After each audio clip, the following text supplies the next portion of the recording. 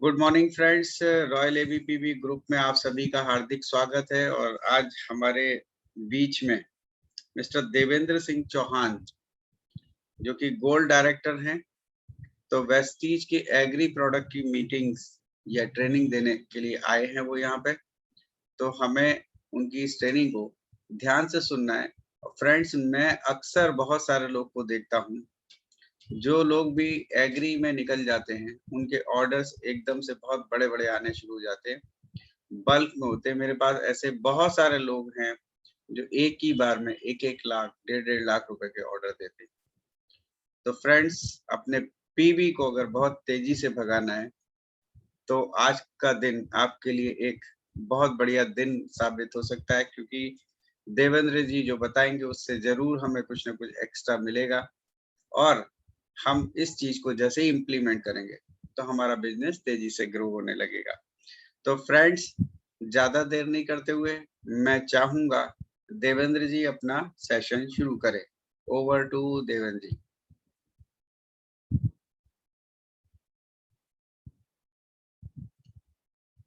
देवेंद्र जी, आप को-होस्ट हैं, आप अपने आप को अनम्यूट भी कर सकते हैं। Good morning sir, thank you. Okay. Thank you Hiren sir, thank you Priyank sir. आज इस प्लेटफॉर्म पे मुझे पहली बार मौका मिला है, मेरा कुछ ज्ञान में आज शेयर कर सकूँगा, ताकि हमारी काफ़ी सारे लीडर को हेल्प मिलेगी एग्रीकल्चर में आगे बढ़ने के लिए, और किसान का भी उसमें बहुत बड़ा लाभ होने वाला है। सर मेरा स्क्रीन शेयर कर दूँ मैं? जी, बिल्कुल।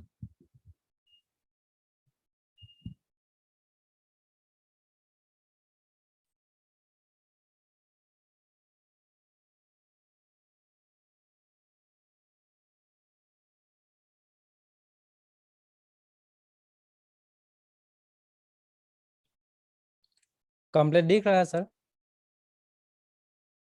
जी, दिख रहा है। ओके ओके फ्रेंड्स, आप सभी आई होप के नोट पेन साथ में लेके बैठे होंगे। पहले मैं आपको मेरा इंट्रो दे देता हूँ। मेरा नाम देवेंद्र चौहान है। मैं गुजरात अंकलेश्वर से बिलोंग करता हूँ। मैं बाय प्रोफेशन बीएससी हुआ हूँ। 2 साल मैंने फार्मा कंपनी में अच्छी पोजीशन पे जॉब किया है, पर जॉब में कहीं ना कहीं संतोष नहीं था, टाइम के हिसाब से सैलरी नहीं थी। तो जॉब को मैंने क्विट करके अपने फादर के साथ एग्रीकल्चर में काम स्टार्ट किया और मैंने ऑर्गेनिक खेती स्टार्ट की। मैं घर पे ही ऑर्गेनिक मैन्युफैक्चरिंग करता था और खेती में अप्लाई करता था। जब मेरे पास वेस्टेज की अपॉर्चुनिटी आई, उसको देखा समझा, तो मुझे वहाँ पे एक सिक्योरिटी दिखी, और मैं आज खेती के साथ वेस्टेज को भी डेवलप कर रहा हूँ। वेस्टेज में मेरा लेवल है गोल्ड डायरेक्टर, और मेरा आगे का गोल है दिसंबर तक क्राउन और per month 1 lakh rupees. So friend, आज हम जानेंगे एग्रीकल्चर के बारे में, उसके बाद जानेंगे हमारे एग्री वेस्टेज के प्रोडक्ट के बारे में, और उसके बाद हम देखेंगे उसका यूज कैसे करना है, उसके डोजेस कैसे रहेंगे, वो सारा हम कवर करेंगे। ओके, तो हम आज स्टार्ट करते हैं हमारा प्रेजेंटेशन। तो फ्रेंड्स, एग्रीकल्चर का मतलब क्या है? क्या है एग्रीकल्चर? इस सृष्टि पे भोजन उपलब्ध कराने वाला एक कल्चर यानी कि एग्रीकल्चर, और उसका ध्यान रखने और ग्रोथ करने वाले को किसान कहते हैं, और खेती का काम करने वाले को बिजनेसमैन कहते हैं। हर बिजनेसमैन अपनी प्रोडक्ट का प्राइस खुद तय करता है, पर क्या किसान अपनी प्रोडक्ट का प्राइस खुद तय कर पाता है? नहीं फ्रेंड, नहीं कर पाता। तो हम किसान को कैसे हेल्प करेंगे? तो हम एग्रीकल्चर के बारे में डीपली नॉलेज लेंगे, ताकि हम किसान को भी अच्छे से समझा पाए और उन लोगों को भी हम हेल्प कर सके, और साथ में हमारा बिजनेस भी ग्रोथ करवा सके हम। तो एग्रीकल्चर बिजनेस के अंदर क्या ध्यान रखना चाहिए हमको? सभी प्रकार की समस्या से किसान जूझता है, यानी कि मौसम, पानी, धूप, बीमारियां, ये सभी बीमारियों से वो लड़ता है। फिर भी किसान के पास क्या आता है, और ऐसा क्यों होता है? क्योंकि किसान जो खेती करता है ना, वो खेती करने के लिए करता है, वो अपने बिजनेस के लिए नहीं करता। तो फिर बिजनेस के लिए क्या करना चाहिए? यानी कि एक किसान पूरे फसल के दरमियान हिसाब किताब रखता है? नहीं रखता। क्यों? क्योंकि उसको ऐसी आदत ही नहीं है। पर एक किसान का बच्चा जब नया बिजनेस या नई शॉप चालू करता है ना, तो वो पहले खातावाही लाता है, और खातावाही लाने के बाद उसमें मुनाफा या खर्च का सब कुछ हिसाब किताब रखता है वो, और पूरे साल का हिसाब किताब उसके पास मिलता है। क्यों ऐसा करता है? क्योंकि कोई नुकसान हो तो पता चले। और यहाँ पे किसान क्या करता है? कैसे अपनी लागत को कम करना चाहिए और मुनाफा बढ़ाना चाहिए, उसके बारे में वो सोचता ही नहीं, कोई आगे स्टेप लेता भी नहीं। ऐसा क्यों होता है? सभी प्रकार की समस्या से वो दूसरे के ऊपर निर्भर रहता है। ऐसा क्यों होता है? क्योंकि जो किसान के पास समस्या है, उसके समाधान के लिए जो पैसा आवश्यक है वो नहीं है। उसकी वजह से वो दूसरे के ऊपर निर्भर है, यानी कि एग्रो वाले पे निर्भर है। क्योंकि किसान अभी खेती तो कर रहा है, पर उसके पास अभी टेक्निकल नॉलेज नहीं है। तो टेक्निकल नॉलेज बहुत ही जरूरी है आज। तो वो क्या करता है? एग्रो वाले की सलाह देता है। उसके बाद क्या होता है कि वो जो भी दवाई और खाद देता है, तो किसान लाता है और यूज कर लेता है। तो उसके ऊपर वो जो खर्चा होता है, उसके ऊपर भी उसका नियंत्रण नहीं रहता। मैं थोड़े पिछले समय की बात करूं तो 1950 और 55 के बीच के समय में जो हमारे बाप दादा खेती करते थे, तो वो लोग जब खेती करते थे, उसके अंदर 50 ग्राम यूरिया यूज करे कि नहीं करे, उसके ऊपर बहुत विचार करते थे। और आज क्या है? पूरी विपरीत परिस्थिति हो गई है। आज 100 किलो एक बीघा में खाद यूज किया जाता है। उसकी वजह से हमारी जमीन बहुत ही डैमेज हो रही है, उसकी उपजाऊता घट रही है। जो पहले उत्पादन कम खर्चे में आता था, वो आज ज्यादा खर्चे करने पर भी इतना मुनाफा वो नहीं कर पा रहे हैं। तो हमें हमारी वेस्टेज एग्री प्रोडक्ट से हम किसानों की बहुत हेल्प कर सकते हैं। वो मैं आगे आपको बताऊंगा कि कैसे हम हेल्प कर सकते हैं। मिट्टी का मतलब क्या है दोस्तों? मिट्टी बहुत प्रकार की होती है। मिट्टी अलग अलग एरिया में अलग अलग टाइप की मिट्टी होती है। सभी मिट्टी में हमारी एग्री की जितनी भी वेस्टेज की प्रोडक्ट है, वो उसका सही नॉलेज और सही उपयोग करने से हमें बहुत ही अच्छा रिजल्ट मिलता है।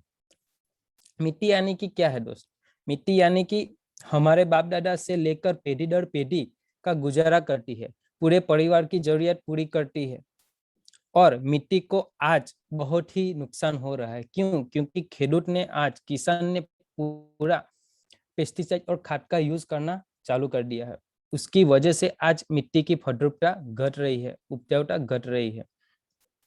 किसान को जानना चाहिए कि वो किस चीज का मालिक है। आज मैं बात करूं तो एक बीघे मिट्टी का, यानी कि एक बीघे का टुकड़ा हम परचेस करने जाए तो बहुत सारे पैसे देने के बावजूद भी आज मिट्टी नहीं मिल रही। तो किसान हजारों बार और हजारों बीघा का मालिक है। तो हमें किसानों के अंदर जागरूकता लानी पड़ेगी। आगे देखते हैं कि खेती किन किन चीजों पे आधारित है। तो खेती चार चार चीजों पे आधारित है: मिट्टी, पानी, हवा और सूर्य प्रकाश। जैसे कि आपको इस पिक में दिख रहा होगा कि वातावरण में से ऑक्सीजन, ग्लूकोज, सूर्य प्रकाश से फोटोसिंथेसिस प्रक्रिया करके कार्बन डाइऑक्साइड के लेकर वो पूरा अपना ग्रोथ कर रहा है। और उसके रूट जो जमीन में है, तो जमीन में से भी उसको बहुत सारे पोषक तत्व, हवा और पानी मिलती है। तो मिट्टी में उन मिलता है मिनरल्स हमको। कितना? 45%। 25% हमें हवा मिलती है, 25% हमें पानी मिलता है, और 3.5% ऑर्गेनिक कार्बन मिलता है। दोस्तों, यह मुद्दा बहुत ही जरूरी है। किसी किसान को पता ही नहीं है कि हमारी जमीन में ऑर्गेनिक कार्बन जैसी कोई चीज होती है। वो 3.5% होनी चाहिए, पर आज क्या परिस्थिति है? आज देखो तो हमारी जमीन में वो 0.05% भी नहीं है। इसी वजह से आज उसका खर्चा भी बढ़ रहा है, और खाद और केमिकल का भी खर्चा बढ़ रहा है, और उसका बढ़ने से क्या होता है, जमीन और ज्यादा डैमेज हो रही है। तो ऑर्गेनिक कार्बन की जो कुदरती प्रक्रिया है वो सील हो गई है, वो पूरी तरह से बंद हो गई है। तो हमारा ह्यूमिक ग्रेन्यूल जब हम मिट्टी में डालते हैं तो वो पूरी प्रक्रिया फिर से वापस चालू करता है, जैसे कि हमारी रूट का ग्रोथ अच्छे से हो सके। आगे हम देखते हैं कि जो पौधा जन्म लेता है और जन्म लेने के बाद वो अपना काम पूरा करके जो मृत होता है, तो उसके अंदर कौन कौन से कंटेंट होते हैं। तो उसके अंदर जैव कार्बन होता है, ऑक्सीजन होता है, हाइड्रोजन होता है और राख यानी कि मिनरल्स होते हैं। एक पौधा मरने के बाद भी जब जमीन में डल जाता है, उसके साथ घुल मिल जाता है, तो ये हमारे लिए खाद का रूप बन जाता है। पहले के जमाने में क्या होता था कि गोबर का खाद का यूज ज्यादातर होता था, उसमें वो सूखी पत्तियां, नीम के पेड़ का नीम, सब कुछ मिक्स करके खेत में डालते थे, तो उसकी फलद्रुपता बनी रहती थी। आज वो प्रक्रिया बंद हो गई है, तो हमारा ह्यूमिक ग्रेन्यूल उसमें बहुत ही बेहतरीन काम करता है। आगे हम देखते हैं कि यह पूरे तत्व जो पौधा है वो अपने आप लेटा नहीं है। क्यों नहीं लेटा? क्योंकि वो तो अपनी जगह पे है, पर जो जमीन में बैक्टीरिया डेवलप होते हैं, जो हमारी मिट्टी में जो बैक्टीरिया डेवलप होते हैं, वो बैक्टीरिया वो रूट तक पहुंचते हैं और पूरे पोषक तत्व की कमी पूरी करते हैं। पर आज क्या हुआ, जो ह्यूमन्स है वही सब खत्म हो गए हैं पेस्टिसाइड और खातर का यूज करने से। जो खाद होता है हमारा केमिकल वाला, उससे वो पूरी प्रक्रिया बंद हो चुकी है। ह्यूमन्स यानी कि क्या, इनऑर्गेनिक मटेरियल को डिसोल्व करके पौधे तक, रूट तक यानी कि उसकी जड़ें तक वो पूरा पोषक तत्व पहुंचाने की क्रिया होती है। वो क्रिया अभी पूरी तरह से सील हो चुकी है। जैसे कि मैं आपको बताऊं कि गोबर पौधे के लिए क्या काम करता है, वो कुछ भी काम नहीं करता। जब गोबर पूरी तरह से सड़ जाता है और हम मिट्टी में उसको डालते हैं तो उसके अंदर से बैक्टीरिया जनरेट होते हैं, जिसे हम ह्यूमन्स कहते हैं, जो हमारे ह्यूमिक ग्रेन्यूल्स में और ह्यूमिक लिपिड्स में हमें मिल जाता है। हमारी मिट्टी में वो कई सालों से है, पर आज क्या हुआ कि जंतुनाशक दवाएं और खाद का इतना ज्यादा उपयोग हो रहा है ताकि वो ह्यूमस हमारी जमीन में अभी मिल ही नहीं रहे। तो यह जानकारी हमें लेनी बहुत जरूरी है और किसानों को समझाने को बहुत ही जरूरी है, तभी वो हमारी बातों से और हमारे प्रोडक्ट के साथ रिलेट कर पाएंगे और यूज कर पाएंगे। अभी सूखी फसल जो, तो उसके अंदर कौन कौन से हमें तत्व मिलते हैं? Nitrogen, phosphorus, potash, manganese, sulphur, calcium. ये सभी प्रोडक्ट हमें सूखे हुए फल पत्ते में से भी मिलते हैं, जो हमें जमीन में उपयोगी होते हैं। मिट्टी में ऊपरी 3 फीट की स्तर जो होती है ना, वो पूरी उपजाऊ होती है, उसमें सभी प्रकार के बैक्टीरिया होते हैं, माइक्रो बैक्टीरिया होते हैं। उससे ज्यादा नीचे के और हमें कुछ नहीं मिलता। 3 फीट की दूरी पे ही हमें सब कुछ मिलता है जो हमारे पौधे को, हमारी फसल को चाहिए। आज मैं आपको बात करूं कि पहले के जमाने में क्या होता था कि एक फसल ली जाए, उसके बाद दूसरी फसल लेनी हो, तो उसके बीच वो अंतराल रखते थे, क्योंकि जमीन को वो टपने देते थे। जमीन को टपने क्यों देते थे? कि क्योंकि उसके अंदर माइक्रो ऑर्गेनिज्म प्रक्रिया हो। तो आजकल क्या हो रहा है, एक फसल ली नहीं और दूसरी फसल की शुरुआत कर देते हैं हम, तो वो बीच का जो समय पहले मिलता था अभी नहीं मिलता। इसलिए वहां पे माइक्रो ऑर्गेनिज्म प्रक्रिया पूरी तरह से बंद हो चुकी है। आगे हम समझते हैं कि फसल को क्या चाहिए। बहुत ही जरूरी तत्व कार्बन, हाइड्रोजन, ऑक्सीजन। उसके बाद प्रमुख तत्व में नाइट्रोजन, फास्फोरस, पोटास। उसके बाद सेकेंडरी तत्व आते हैं कैल्शियम, मैंगनीज और सल्फर। उसके बाद सूक्ष्म तत्व। आज किसान को आप पूछो ना कि सूक्ष्म तत्व, तो उसको पता ही नहीं है कि सूक्ष्म तत्व क्या है। उसको तो सिर्फ यही पता है, डीएपी, यूरिया, पोटास डाल दिया, पूरा हो गया काम। ऐसा नहीं है दोस्त, हमें माइक्रोन्यूट्रिएंट्स भी चाहिए। सिंपल भाषा में आपको बोलो कि हम हर रोज खाना खाते हैं, तो हर रोज हमें खिचड़ी, कड़ी, दाल भात या रोटली साग ही मिले तो चलेगा? नहीं चलेगा। उसके साथ हम और चीजों भी का यूज करते हैं। उसी तरह फसल को जिंदा रहने में बहुत सी सूक्ष्म तत्व की आवश्यकता होती है, जैसे कि iron, zinc, copper, boron, manganese, chlorine. ये सब नॉलेज हमें लेना है और किसानों को भी देना है हमें। दूसरी बात, यह परिस्थिति बहुत ही समझने वाली है, क्योंकि हमारी पानी और मिट्टी दोनों की पीएच मेंटेन होनी बहुत जरूरी है। मैं आपको एक एग्जांपल देता हूँ कि दो किसान हैं, दोनों के खेत अगल बगल में ही है, वो एक ही कंपनी के खाद लाए, एक ही कंपनी के दवाई लाए, तो एक किसान को फायदा मिला, एक किसान को फायदा नहीं मिला। ऐसा क्यों होता है? कंपनी तो सेम ही थी, डोजेस भी सेम थे, तो ऐसा क्या क्यों हुआ कि एक को रिजल्ट मिला और एक को नहीं मिला? क्योंकि वहां की पानी और जमीन की पीएच मेंटेन नहीं होती ना, इसलिए हमारा खर्चा जो किया है ना वो भी हमें वापिस नहीं मिलता दोस्तों। तो यह बहुत जरूरी है, यह जानना कि हमारी मिट्टी की पीएच कितनी होनी चाहिए। मैं आपको पीएच लेवल बताता हूँ। 6 से 7 का पीएच लेवल बहुत ही अच्छा माना जाता है। वहां पे हमारी फसल को कम से कम चांसेस है नुकसान होने का। उसके बाद 1 से 5 तक एसिडिक है और 8 से 14 तक अल्कलाइन है, यानी कि बेसिक। तो ना तो हमें ज्यादा एसिडिक चाहिए, ना तो हमें ज्यादा अल्कलाइन चाहिए। हमें 5 से 8 के बीच के जो भी पीएच है वो चलेगी।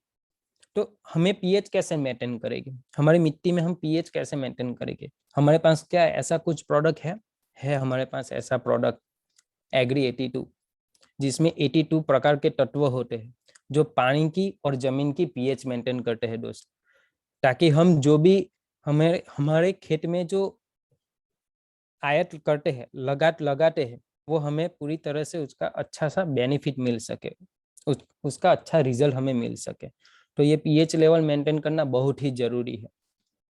उसके बाद हम देखेंगे कि हमारी मिट्टी में क्या डालना, हम मिट्टी में क्या क्या डालते हैं। अभी के समय की बात करूँ तो डीएपी यानी कि डाई एमोनियम फॉस्फेट, उसमें 16% नाइट्रोजन और 46% हमें पोटास मिलता है। उसके बाद किसान एनपीके यूज करता है, उसके बाद किसान यूरिया यूज करता है, यूरिया में हमें नाइट्रोजन की मात्रा मिल जाती है। तो सिर्फ मिट्टी में खाद डालने से हमारा काम पूरा नहीं होता दोस्त, ये हमें समझना जरूरी है। उसके साथ मैंने जो आपको आगे बताया वो पूरे तत्वों की जरूर होती है। आजकल किसान को वो पता ही नहीं कि हमें क्या करना चाहिए। आगे हम देखेंगे कि प्रकाश संश्लेषण प्रक्रिया क्या होती है, उससे क्या लाभ होता है। तो सौर ऊर्जा का रूपांतर रासायनिक ऊर्जा में होता है, उसे प्रकाश संश्लेषण प्रक्रिया बोला जाता है। पौधे के भीतर वो क्लोरोपेस्ट उत्पन्न करता है, उसके अंदर एक क्लोरोफिल नाम का लिक्विड तत्व है। उसकी वजह से हमारा जो भी फसल है, जो भी पौधा है, वो हरे रंग का दिखता है। जो भी फसल है, जो भी पौधा है, उसका पत्ता जो है उसका रसोरा है, उसी की वजह से वो अपना पूरा मटेरियल तैयार करता है, पोषक तत्व तैयार करता है और जिंदा रहता है। जो उसका पत्ता बिगड़ गया तो समझो उसका रसोरा बिगड़ गया, यानी कि पत्ता पीला पड़ गया, सिकुड़ने लगा, तो समझ लो कि हमारा पौधा डैमेज हो रहा है, यानी कि क्लोरोफिल प्रक्रिया में डिस्टर्बेंस हो रहा है। तो उसकी रक्षा करने के लिए हमारे पास एग्री गोल्ड है, जो उसकी मेटाबॉलिक प्रक्रिया को मेंटेन करता है। वो भी हम आगे इन डिटेल में देखेंगे कि वो क्या होता है। अब हम आगे देखेंगे कि कार्बन डाइऑक्साइड प्लस पानी, उसके बाद सूर्य प्रकाश से जो क्लोरोफिल बना वो, उसके बाद देखेंगे हम ये शर्करा ग्लूकोज, उसके बाद ऑक्सीजन, उसके बाद carbohydrate, protein, starch, fats, lipid और ऑयल, ये सारी प्रक्रिया होकर मेटाबॉलिक एक्टिविटी बोला जाता है। जैसे हमारे शरीर में, जैसे कि हमने खाना खाया, खाना जाके पचा, उसके बाद हमको पोषक तत्व मिला, उसी तरह पौधे में ये पूरी प्रक्रिया होती है, जिसे हम मेटाबॉलिज्म कहते हैं, मेटाबॉलिक एक्टिविटी कहते हैं उसको। तो ये अच्छी रहनी बहुत ही जरूरी है एक अच्छी फसल के लिए। तो मेटाबॉलिक प्रक्रिया क्या है वो हम देखेंगे। मेटाबॉलिक एक्टिविटी यानी कि कैटाबॉलिक एंड एनाबॉलिक, वो दोनों मिक्स होके मेटाबॉलिज्म प्रक्रिया होती है। पौधे की अलग अलग परिस्थितियां होती है, जैसे कि प्रारंभिक अवस्था। जब पौधे की प्रारंभिक अवस्था होती है, यानी कि पौधे में 5 से 6 पत्ते आ जाते हैं, तभी हमें Agri 82, Agri Humic, Agri Protect और एग्री गोल्ड का यूज करना है। आप सभी लीडर टेंशन मत लेना कि यहाँ पे डोजेज नहीं लिखा, डोजेज सब पीछे आ जाएगा। आप यहाँ समझने की कोशिश करना कि अवस्था वाइज हमें कैसे कैसे किन किन प्रोडक्ट का यूज करना है, वो बहुत ही जरूरी है। खास ये ध्यान से आप देखना। और पौधे की ग्रोथ की अवस्था, तभी पौधे में 20 से 25-30 पत्ते आ जाते हैं, तभी हमें एग्री ह्यूमिक, एग्री 82 और एग्री प्रोटेक्ट का यूज करना है। उसके बाद जब फूल अवस्था आती है, तभी हमें एग्री 82, एग्री मोस, एग्री नैनोटेक, एग्री प्रोटेक्ट का यूज करना है। उसके बाद फल अवस्था आती है, फूल में से जब फल बनता है, तभी हमें एग्री 82, एग्री गोल्ड और एग्री नैनोटेक का यूज करना है। और यहाँ पे खास ध्यान रखने वाली बात यह है दोस्त कि मोस और गोल्ड का साथ में प्रयोग करना नहीं है हमें। ये आप लोग नोट डाउन कर लें कि मोस और गोल्ड को कभी भी साथ में यूज नहीं करना, बाकी सभी प्रोडक्ट आप साथ में यूज कर सकते हो। उसके बाद हम देखेंगे हमारे वेस्टेज के एग्री प्रोडक्ट और उसके बारे में जानेंगे। पहला है एग्री 82। एग्री 82 क्या है? एग्री 82 में 82 प्रकार के पोषक तत्व है, इसीलिए उसका नाम एग्री 82 है। ये ऑन हेलो सर, मेरी आवाज आ रही है? जी परफेक्ट, ओके बिल्कुल ओके। बढ़िया। एग्री 82 में 82 प्रकार के तत्व होते हैं और नॉन आयोनिक तत्व उसे बोला जाता है। और एग्री 82 दूसरा क्या काम करता है? हमारी पानी और जमीन की पीएच मेंटेन करता है। दूसरा, वो एक्टिवेटर तरीके काम करता है, यानी कि जिस चीज के साथ हमें उसको मिला दे तो उसकी एक्टिविटी बढ़ा देती है, उसका 100% रिजल्ट हमें दिलाता है। उसके बाद वो पानी को पतला करता है। जब पानी को पतला करते हैं और हम सिंचाई करते हैं तो मिट्टी के अंदर तक पानी जाएगा और लंबे समय तक पानी टिका रहेगा।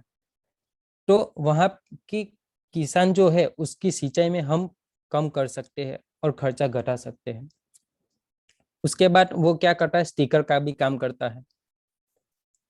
दूसरी प्रोडक्ट है हमारी हुमिक। हुमिक में 3 प्रकार के ह्यूमन्स हमें मिलते हैं और हुमिक में हमें प्राथमिक प्रकार के तत्व मिलते हैं। और हमारा हुमिक ग्रैन्यूल्स जो है वो हमारी जमीन को भुरभुरी करता है, ताकि हमारे रूट है, जो जड़ें है, वो अच्छी तरह से डेवलप हो। उसके बाद है हमारा फंगीसाइड यानी कि प्रोटेक्ट। प्रोटेक्ट क्या काम करता है? जब हमारे पौधे में फंगल आती है या नहीं आई है, उसके पहले भी हम प्रिवेंशन में यूज कर सकते हैं, और जब आ गई है तो हम डोजेस को बढ़ा के उसके ऊपर हम कंट्रोल कर सकते हैं। यानी कि जो भी फंगल है, फंगल दो प्रकार की होती है, जमीन में से फंगल अटैक करती है और एक वातावरण में से अटैक करती है। जब वेदर सडनली चेंज होता है तभी यह प्रोडक्ट का इस्तेमाल करना बहुत ही जरूरी है, ताकि हम अच्छे से फसल को केयर कर सकें। उसके बाद है मोस। मोस का यूज हम कम करेंगे। जब पौधे में फूल अवस्था आती है तभी हम मोस का उपयोग करेंगे। उसके बाद है नैनोटेक। नैनोटेक में क्या है? सूक्ष्म तत्व है, जो मैंने आपको आगे बताया कि सभी प्रकार के सूक्ष्म तत्व हमारे नैनोटेक में अवेलेबल है, जो बहुत ही जरूरी है फूल अवस्था, फर अवस्था के समय, तब हम उसका यूज कर सकते हैं। दूसरी प्रोडक्ट है हमारी एग्री गोल्ड। एग्री गोल्ड क्या करती है? मेटाबॉलिज्म प्रक्रिया को कंप्लीट करती है, चयापचय की क्रिया को मेंटेन करती है। जब वेदर सडनली चेंज होता है ना, तो वो डिस्टर्ब हो जाता है पौधा, तो वो डिस्टर्बेंस से दूर रखने में बहुत ही हेल्प करता है। उसके बाद गोल्ड दूसरा काम क्या करता है? जब फूल में से जब फल अवस्था आती है तो फल का वेट, चमक को बेहतरीन करने में मदद करता है। उसके बाद है हमारा एक्वा जेल, जो इसमें इसका पिक नहीं है, और एक्वाजेल बहुत ही बेहतरीन प्रोडक्ट है। एक्वाजेल 2 in 1 काम करता है। जिस जगह पे पानी कम है, उस जगह पे भी एक्वाजेल का हम उपयोग कर सकते हैं, और जिस जगह पे पानी ज्यादा आ जाता है तो वहां पे भी वो काम करता है। कैसे? क्योंकि एक्वाजेल में 500 गुनी ताकत है पानी को सोखने की। तो ज्यादा पानी आ जाए वो भी सोख लेगा, और कम होगा तो दे देगा। उसके उपरांत वो दूसरा काम क्या करता है, जमीन, पानी और जो हमने खाद यूज किया उसमें जो भी पोषक तत्व है उसको वो सेव करके रखता है, और हमारे पौधे को जब आवश्यक पड़े तभी वो रिलीज करता है। तो ऐसे हमारा एक्वाजेल भी काम करता है। दोस्तों हम आगे देखेंगे बीज संस्कार। अब हम देखेंगे कि एग्री प्रोडक्ट का यूज कैसे करेंगे और उसका डोजेस कितने रहेंगे। हमारे साथ ही साथ एग्री प्रोडक्ट सभी फसल में काम करते हैं, सिर्फ हमें ध्यान यही रखना है कि उसकी पाक की जो हमारे जो क्रॉप है, जो पौधा है, उसकी अवस्था के अनुसार हमें यूज करना है। तो बीज संस्करण में हमें क्या करना है, जो भी बीज आते हैं तो बीज को हम पर केजी 5 ml ह्यूमिक का यूज करेंगे और पर केजी 10 ग्राम प्रोटेक का यूज करेंगे। और जो बीज हम मार्केट में से लाते हैं उसके ऊपर ऑलरेडी एक कोटिंग होता है, तो उस कोटिंग को नुकसान करे बिना हमारा ये कोटिंग हो जाता है। और ये बीज संस्कार करने का मतलब क्या है, क्योंकि जो हम दाना डालते हैं, जो बीज जमीन में मिट्टी में डालते हैं, उनमें से 100% हमें पौधा मिले, यानी कि 100% जर्मिनेशन हमें मिले और जो पौधा निकले वो सक्षम निकले, इसीलिए हमें बीज संस्कार करना जरूरी है। और दूसरी तरह पे बीज संस्कार क्या करना होता है कि धान हो गया या नर्सरी से हम पौधे लाते हैं। कौन कौन से पौधे लाते हैं, मिर्ची के लाते हैं, बैगन के लाते हैं, गोभी के लाते हैं। तो वो तैयार हुए पौधे होते हैं छोटे से, वो नर्सरी से लाते हैं और बाद में हमारी मिट्टी में हम यूज करते हैं।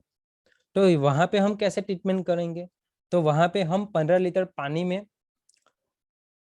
150 ग्राम प्रोटेक्स लेंगे और उसका एक घोल बनाएंगे, और उस घोल में हम रूट को डिप करेंगे। तो रूट की ग्रोथ बढ़ेगी, रूट में छोटे छोटे और रूट होते हैं, उसकी डेवलपिंग बहुत अच्छी हो जाएगी। जब हम मिट्टी में उसको बोएंगे तो वो जल्दी से अपनी पकड़ बना लेगा और खड़ा हो जाएगा। तो दो तरह से हम बीज संस्कार कर सकते हैं, बीज हो तो ऊपर मैंने आपको बताया उसी तरह से, और जो धान जैसे जो पौधे होते हैं उसको इस तरह से हम यूज कर सकते हैं हमारी प्रोडक्ट को।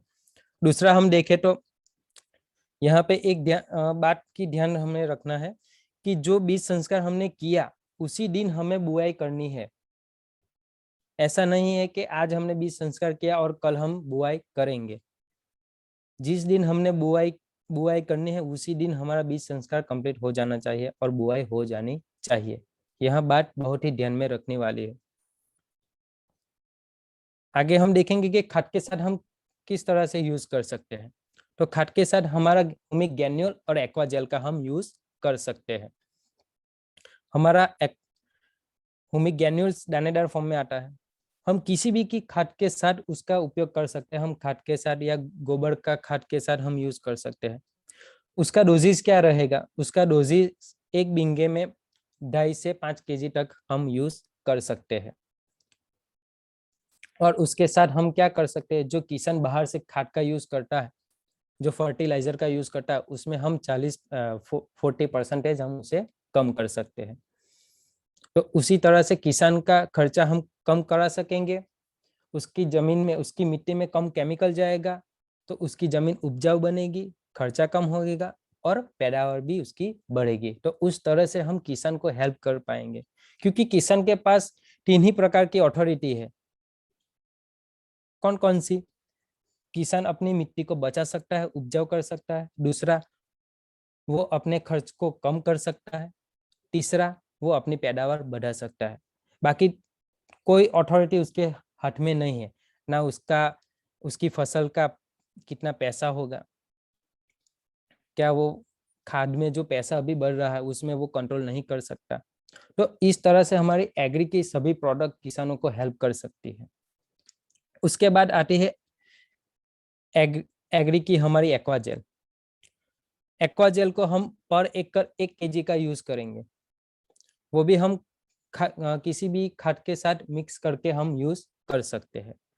और किसान अलग अलग प्रक्रिया से खेती करता है। कोई किसान अपना बुआई के पहले खाद का यूज करता है, कोई किसान बुआई के बाद भी खाद का यूज करता है। तो जैसे किसान जिस पद्धति से अपनी खेती करता है उस हिसाब से हम उसको सजेशन कर सकते हैं। उसके बाद एग्री 82 का भी हम यूज करवा सकते हैं। और खाद को कम करवा सकते हैं। किस तरह से? जो 50 केजी का बोरा आता है, उस बोरे में हम 100 ml एग्री 82 यूज करवा सकते हैं। और यहाँ पे हम क्या कर सकते हैं कि 50 केजी के बदले में हम 25 केजी यूज करवाए और उसके ऊपर हम 82 का पर चढ़ाए। तो उससे क्या होगा कि 50 केजी में से जो हमें बेनिफिट मिलने वाला था वो हमें 25 केजी में ही मिल जाएगा। तो उसी तरह से हम किसानों का खर्चा कम करवा सकते हैं। उसके बाद हम देखेंगे कि सिंचाई में हम कैसे अपनी प्रोडक्ट को यूज करेंगे। तो 2 प्रकार की फसलें होती है, कम समय की फसल और लंबे समय की फसल। कम समय की यानी कि 3 से 5 मंथ की होती है, उसके बाद फसल कंप्लीट हो जाती है। और लंबे समय की फसल यानी कि 6 महीने से ऊपर तक, यानी कि 12 मंथ तक चलने वाली फसल है।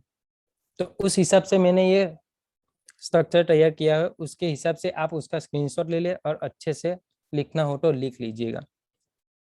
तो पहली प्रोडक्ट है हमारी एग्री 82। तो वो हम कम समय की फसल में भी 100 ml और लंबे समय की फसल में भी 100 ml यूज करेंगे। उसके बाद एग्री हुमिक आ गया, तो वो हम 300 ml से कम समय की फसल में और लंबे समय की फसल में हम 500 ml यूज करेंगे। एग्री नैनोटेक का यूज हम कैसे करेंगे? 500 ml 500 ग्राम कम समय की फसल में और लंबे समय की फसल में हम 500 ग्राम। उसी तरह से गोल्ड कॉमन ही है, 100 ग्राम हम यूज कर सकते हैं। और उसको हम कैसे अप्लाई करेंगे हमारी मिट्टी में? तो 100 लीटर का ड्रम ले लीजिए, उसमें 100 लीटर पानी ले लीजिए और जो ये मैंने मात्रा आपको बताई उसका एक घोल बना दीजिए। और 1 बीघे में आप समान तरीके से जाए उसी तरह से आप व्यवस्थापन करके सिंचाई कर सकते हैं। जितना भी हमारे किसान का जितना भी एकड़ है उस हिसाब से ये कैलकुलेशन करके घोल बना के हम समान मात्रा में दे सकते हैं, ताकि हम हमारी मिट्टी को, किसान की मिट्टी को उपजाऊ बना सके। तो सिंचाई के माध्यम से हम इस तरह से अप्लाई करवा सकते हैं। दूसरा है स्प्रे में, किसान सब यूज करता है। स्प्रे में हमारी प्रोडक्ट किस तरह से हम इस्तेमाल करें? स्प्रे यानी कि छंटकाव, पौधे के ऊपर, फसल के ऊपर छंटकाव करना।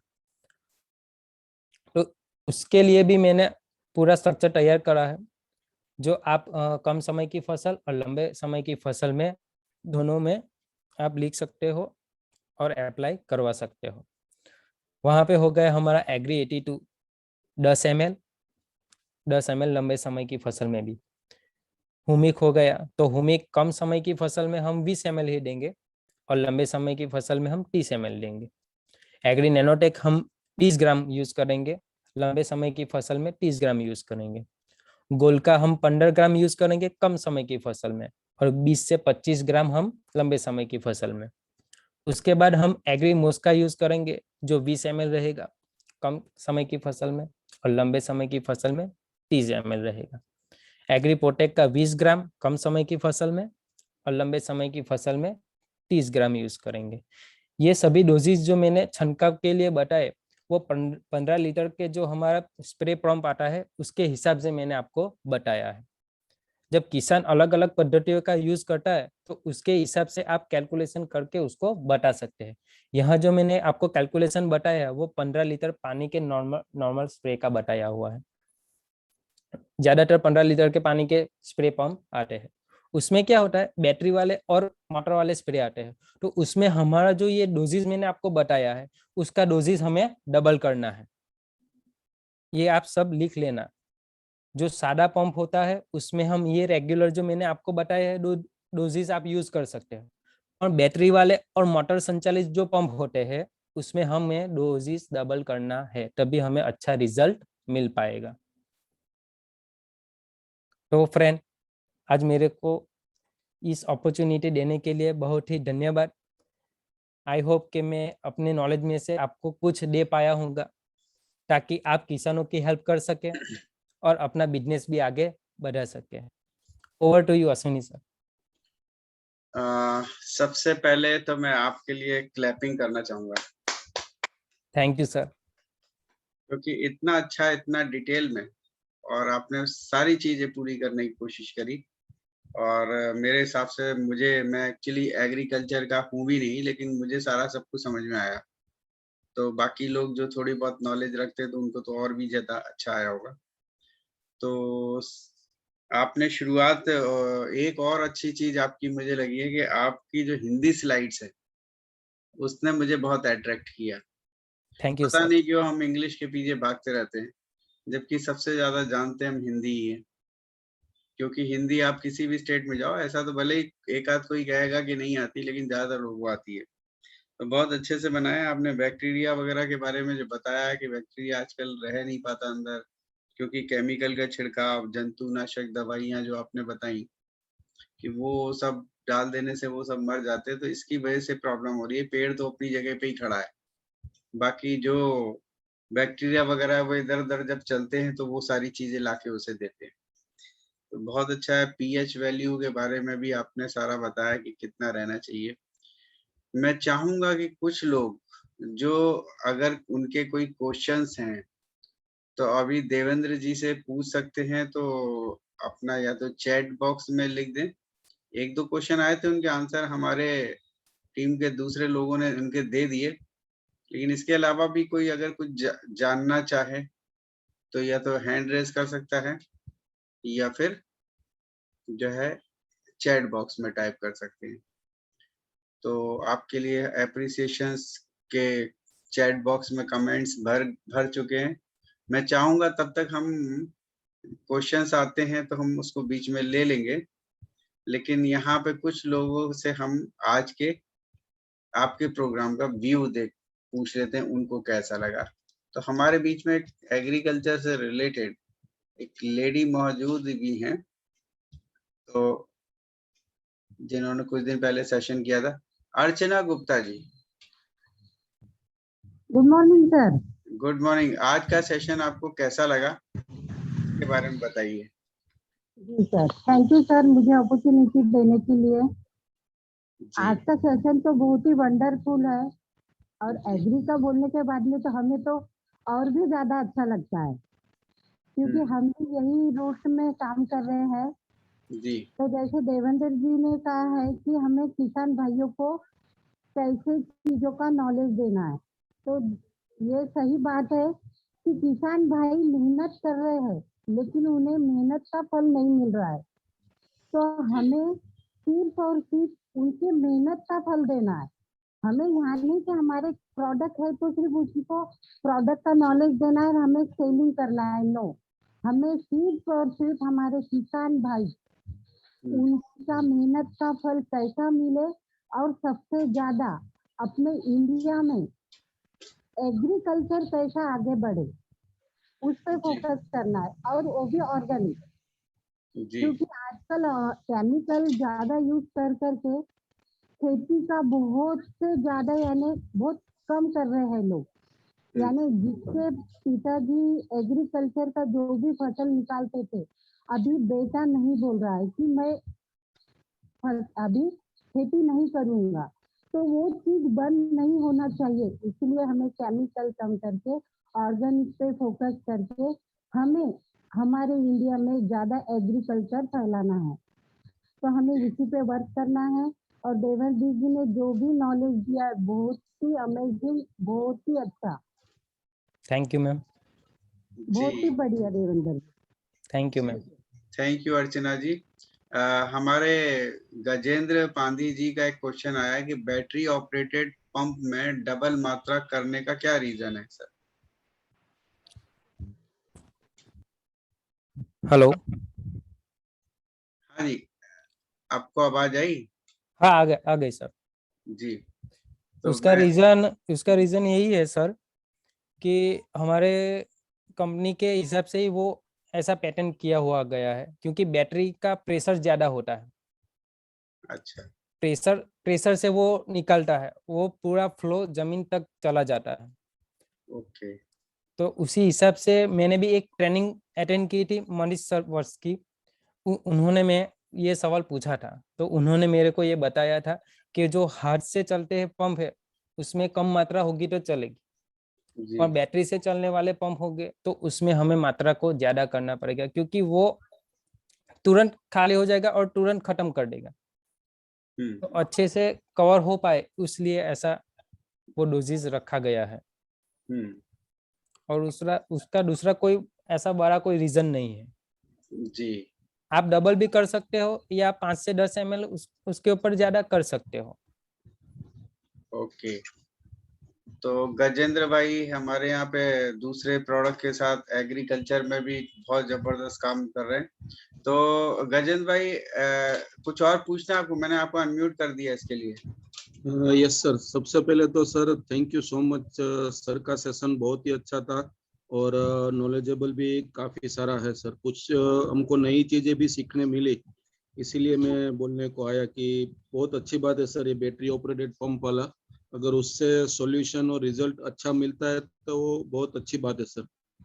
जी। टेक्निकली मेरा क्वेश्चन ये था कि अगर ज्यादा मात्रा हो जाती हो तो पौधे जल भी जाते हैं हमारी प्रोडक्ट से, ये भी हाँ। मैंने एक्सपीरियंस किया हुआ है सर। हाँ, अगर होता है सर। 20 ml हुआ तो वो पौधा जल जाता है। वो उस पोजीशन में हमें क्या दिखना है कि हमारे पौधे में पत्ते कितने हैं। पत्ते ज्यादा होंगे ना तो उसपे कोई असर नहीं होगी। राइट सर, बट सर हम हाँ। लोग अगर एकड़ की बात करते हैं तो it is not possible to counting पत्ते, वो पॉसिबल नहीं है एकड़ में अगर बात करते हैं तो। ऐसा नहीं मैं वहाँ बोल पे काउंटिंग मतलब मेरा कहने का मतलब ये सर कि डबल डोज किया तो वहाँ पे छोटे बड़े सब मिला के पौधे रहा। होते हैं, हाँ, तो हमको एक स्टैंडर्डाइज ही रखना पड़ेगा, क्योंकि एक पंप में छोटा पौधा है तो वहाँ पे हम लोग डबल नहीं कर सकते, और बड़ा है तो किसान को हाँ। मतलब एक स्टैंडर्ड सजेशन हमको देना रहता है। तो उसके इसे पूरा 5 एकड़ है या 10 एकड़ है, साथ ही इससे लगा होगा। अभी मोस्टली 95% लोग बैटरी वाले यूज करते हैं।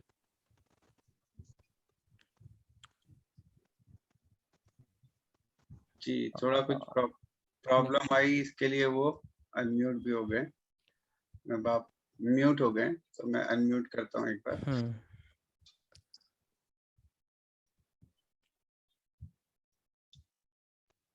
जी, कुछ आपकी बात अधूरी रह गई थी। कट हो गई थी सर मेरी आवाज। हाँ, कुछ थोड़ी देर लास्ट में कट हुई थोड़ी सी। अच्छा अच्छा, मतलब मेरा खाली सजेशन ये था सर कि हम लोग अगर किसानों को देते हैं तो एक स्टैंडर्ड उससे जाना चाहिए रहेगा, क्योंकि गलती से अगर मेरा जो एक्सपीरियंस है उसमें ऐसा है कि डबल डोज से वो ज्यादा उससे जल जाता है। मेरे घर में भी किया था, मेरे पीछे आंगन में भी मैंने तुवेर में ऐसा किया था, प्रोमोग्रेनेट्स में किया था, तो 10 की जगह पे थोड़ा सा भी ज्यादा हो गया ना, 15-20 ml यूमिक हो गया था, सॉरी यूमिक हो गया था 30-40 ml, और 82 शायद 10 ml से ज्यादा हो गया था, तो उसमें वो पौधे जल गए थे। बिल्कुल बिल्कुल होता है ऐसा। हाँ, तो थोड़ा सा मुझे वो टेक्निकली एक चैलेंजेस जैसा है कि अगर डबल करे और गलती से किसान का खेत में ऐसा हो गया तो संभालना बहुत मुश्किल हो जाएगा सर उसके सामने। वो परिस्थिति में हम क्या कर सकते हैं कि आपने एक पहला स्प्रे किया हुआ है और आपको लग रहा है कि हमें पूरा रिजल्ट नहीं मिला। सपोज आपने 82 5 ml यूज किया, हुमिक आपने 20 ml या 30 ml यूज किया और आपको अच्छे से ग्रोथ अभी नहीं दिख रहा, तो आप उसके ऊपर डोज कर सकते हो, ज्यादा ले सकते हो, 5 ml 10 ml आप यूज कर सकते हो। उसी हिसाब से हम किसान को हेल्प कर सकते हैं। ऐसा एक्सपीरियंस मेरे साथ मेरे खेत में खुद हुआ ही है, मेरे साथ भी। तो वो ठीक है सर, तो कोई प्रॉब्लम नहीं है, जस्ट एक एक्सपीरियंस पूछना था। बिल्कुल बिल्कुल बिल्कुल नुकसान नहीं होता है ना, इसलिए, क्योंकि सजेशन करने के बाद प्रॉब्लम आ गया ना तो थोड़ा सा दिक्कत हो जाती हैंडल है। करना मुश्किल होता है फार्मर के साथ। यस, नहीं सर, बराबर आपकी बात सही है सर, एकदम। थैंक यू सो मच परिस्थिति सर। हमको पूरी परिस्थिति जांच के बाद में डिसीजन लेना है, बाद में उसको स्प्रे करने के लिए कहना है। मतलब वो स्टैंडर्ड नहीं बोल सकते कि बैटरी ऑपरेटेड तो डबल चाहिए, और फिजिकल कंडीशन चेक करने के बाद फिजिकल केमिकल कंडीशन सभी हमें चेक करनी पड़ेगी। यस यस, वो स्टैंडर्ड नहीं बनाना है कि बैटरी ऑपरेटेड है तो डबल कर दो करके। Right sir, thank you thank so you much Gajendra भाई। और एक क्वेश्चन और आया है मनीष जी का, और वो कह रहे हैं कि टमाटर का पौधा 2 महीने का है और मर रहा है, कोई उपाय? वो तो हमें देखना पड़ेगा, खेत में जाके वो पौधे को निकालना पड़ेगा कि जड़ों में से खत्म हो रहा है कि ऊपर से फंगल का अटैक है, क्या हो रहा है। ऐसे हम यहाँ से कोई भी सजेशन हम दे दे और उसका रिजल्ट नहीं मिलेगा। सही बात है, सही बात है। एग्रीकल्चर ऐसी फील्ड है कि हमको फील्ड पे जाना ही पड़ेगा, तभी हम्म, हम अच्छे से रिजल्ट दे पाएंगे, हम्म, क्योंकि उसके बहुत ही रीजन, बहुत ही फैक्टर उसके ऊपर काम करते हैं। तो हम पूरी जानकारी देके बाद में सॉल्यूशन देंगे तो हमको अच्छे से रिजल्ट मिलेगा। हम्म, सही बात है, वो देख के ही बताया जा सकता हाँ है। तो उसके लिए फिर जो है यहाँ से बताना अभी पॉसिबल नहीं है। तो आपने क्वेश्चन पूछा उसके लिए थैंक यू। अगला क्वेश्चन है, अलग अलग फसलों के लिए अपने प्रोडक्ट्स का यूज अलग तरीके से करना पड़ेगा क्या? नहीं, हमारा जो भी 7 टाइप की प्रोडक्ट है वो हम्म, पाक की अवस्था के अनुसार, यानी कि पौधा की जो भी अवस्था है उसके हिसाब से यूज करना है। हम्म, सभी फसल के लिए सेम ही है। जी, बस ध्यान हमें यही रखना है कि लंबे समय की है कि कम समय वाली फसल है, उसके हिसाब से डोजेस मैंने आपको बताया, उस हिसाब से आपको अप्लाई करना है। हम्म, जिस पौधे में फूल नहीं है तो वहां मोस लगाने की कोई जरूरत नहीं है। जी, जैसे कि गन्ना हो गया तो गन्ने में फूल नहीं आता तो वहां पे मोस का कोई काम नहीं है। तो वो हमको थोड़ा अंडरस्टूड करना पड़ेगा और बाद में हम किसान को सजेस्ट कर सकते हैं। जी। ये अभी उत्सवा बेन बोल रहे हैं कि आप अपना पीपीटी क्लोज कर दिए ताकि सारे ज्यादा लोग देख सकें हमें स्क्रीन पे। Okay sir. यस, ये मैं भी देख रहा था पर मैंने कहा अभी जो चल रहा है वैसे ही चलने देते। तो एक क्वेश्चन और है, वंदना जी है, वंदना पांडिलवार।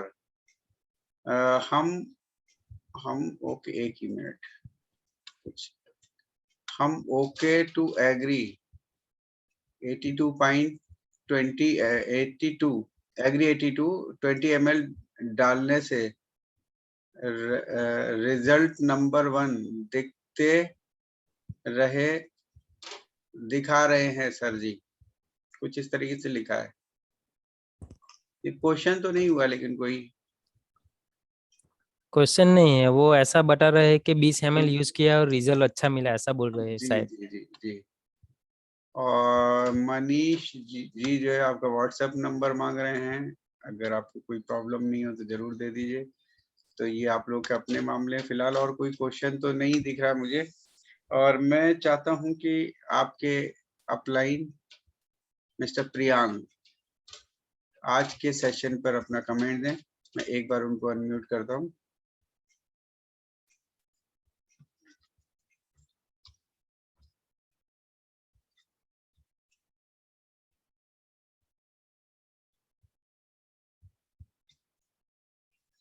अनम्यूट हो नहीं रहा। गुड मॉर्निंग जी, सर। गुड मॉर्निंग जी, बोलिए।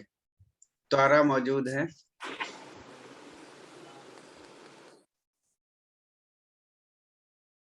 सर आज के सेशन के बारे में मैं बस यही कहूंगी कि पूरा बहुत अच्छा नॉलेज दिया और ऑनेस्टली ये इनका फर्स्ट सेशन था जो आज इन्होंने दिया, तो बहुत ही कॉन्फिडेंस के साथ दिया और मैंने भी आज बहुत कुछ सीखा, क्योंकि एग्री एक ऐसी फील्ड है जिसमें सारे लोग नॉलेज लेना पसंद नहीं करते, बट आज उन्होंने इतने अच्छे तरीके से समझाया तो आज मैंने खुद ने भी नॉलेज लिया और उन्होंने बहुत कॉन्फिडेंस के साथ दिया बिना डरे, तो मतलब लग नहीं रहा था कि ये फर्स्ट टाइम दे रहे हैं, तो ये एक बहुत अच्छी बात है। और बस ऐसे ही अभी लीडरशिप मिल रही है। सो देवेंद्र भाई, वी आर वेरी प्राउड, मैं और प्रियांक दोनों बहुत प्राउड है। Thank you and ma'am. Sir मैं बस यही कहना चाहूंगी, thank you. Okay, thank you ma'am. Thank you. और सच में आपका सेशन बहुत ही अच्छा था। अभी तोरा ने बताया कि आपका फर्स्ट सेशन है तो मुझे पता चला, पर ऐसा बिल्कुल भी आपके पूरे सेशन में नहीं लगा कि आपका ये फर्स्ट सेशन है।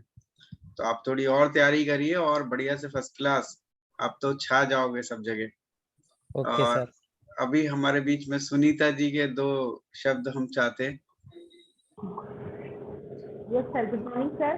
Good thank you morning. Devendra ji, आपका सेशन रियली बहुत ही अच्छा आज का सेशन, और इतना नॉलेज आपने डीप में दिया कि कितना क्वांटिटी में हमें स्प्रे करने के लिए कितना कितना प्रोडक्ट यूज करना है, और मुझे आपके पीपीटी में सबसे अच्छा ये लगा कि हिंदी में आपने सारा लिखा है, क्योंकि ये बहुत काम आने वाली है हर किसी को, क्योंकि हर जो एग्रीकल्चर में जो ज्यादा काम करते हैं, मेरे हिसाब से मैंने ग्रुप में देखा है कि वो बहुत ज्यादा पढ़े लिखे नहीं है, तो उनके लिए ये जो आपका रिकॉर्डिंग जो अश्विनी सर ने किया है और जो ये पीपीटी है, हम सबको बहुत फायदेमंद रहेगा।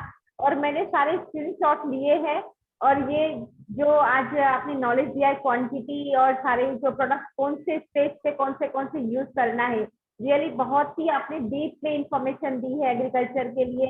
और देवेंद्र जी, मुझे लगता है कि आप खुद एग्रीकल्चर पे बहुत ज्यादा काम करते हैं, आपका खुद का शायद खेत होगा। जी मैम, बिल्कुल। तो आप कौन सी फसल करते हो? मैं अभी गन्ना है फिलहाल, भिंडी है, चौड़ी की सब्जी है। आप हिंदी में क्या बोलते हो कि मेरे को नहीं पता, पर चौड़ी की सब्जी है और परवल की सब्जी है। उसके अलावा मैंने मूंग में यूज किया है, तल में यूज किया हुआ है, तुअर में यूज किया हुआ है, बहुत जगह धान में यूज किया हुआ है, गेहूं में यूज किया हुआ है, मूली में यूज नॉलेज किया है हुआ है। आपको। ओके, इसलिए इतना नॉलेज है। Thank you Devendra ji. Thank you ma'am. मुझे लगता है कि यहाँ पर सुनील पंडेलवाल जी कुछ बोलना चाहते हैं, शायद उनकी टीम में कोई जो है एग्री 82 का बहुत अच्छा रिजल्ट आया है, तो मेरे पास कॉल आया था उनका कि आज वो मीटिंग में कुछ बोलना चाहते हैं। अगर वो सुनील जी यहाँ पर अवेलेबल है तो आप चैट बॉक्स में मैसेज करिए। नहीं थैंक यू लग रहे, देवेंद्र। हाँ, नहीं लग रहे। वो किसी और नाम से हो तो अलग बात है। फिलहाल मैंने सुनील टाइप किया तो आपका ही नाम आ रहा है, सुनीता। वंदना पंडेलवाल जी के नाम से ही है वो जो वंदना, अभी मैसेज। हाँ तो वो तो है शायद। यस सर, वंदना उनको अनम्यूट कर। पंदेलवार हैं, उनका ले लूं? Yes yes sir. जी।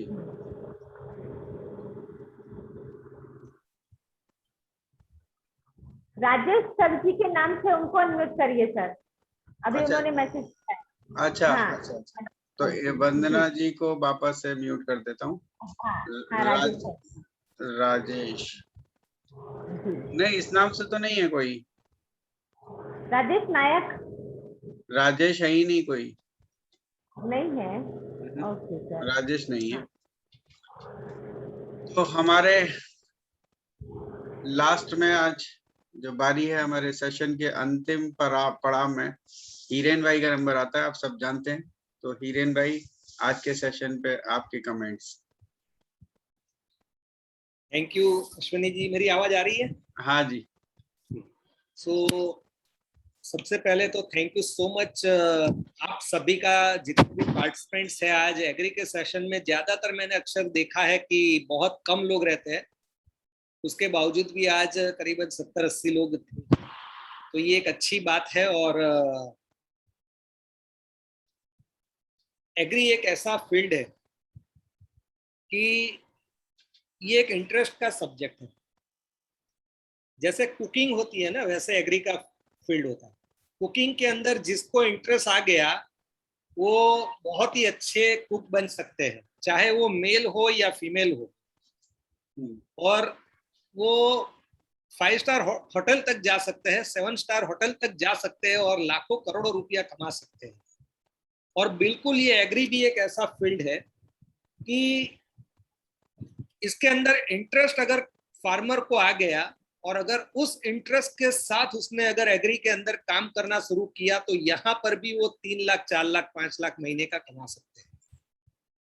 क्योंकि कहा जाता है कि एग्री, भारत एग्री प्रधान देश है, खेती प्रधान देश। 60% यहाँ पर फार्मर्स है और अगर फार्मर इंटरेस्ट ले तो हमारे प्रोडक्ट इतने पावरफुल है, इतने बेहतरीन है कि आप चाहो वो कर सकते हो। और उसका एक रियल एग्जांपल अगर मैं बात करूं तो देवेंद्र भाई खुद है, क्योंकि शायद उन्होंने अपनी पीपीटी में शेयर नहीं किया, लेकिन मैं आपको बताऊं कि देवेंद्र भाई का एक बार कुछ जब नए नए वेस्टीज के अंदर आए थे और उनकी जितनी जमीन है, बहुत जमीन है इनके पास, और करीबन मैंने ऐसा सुना था कि 27 लाख का लॉस था उनका, जो उन्होंने जो खाद वगैरह डाली थी, और वहां पर उनका 27 लाख की लॉस थी, वो दिख रही थी।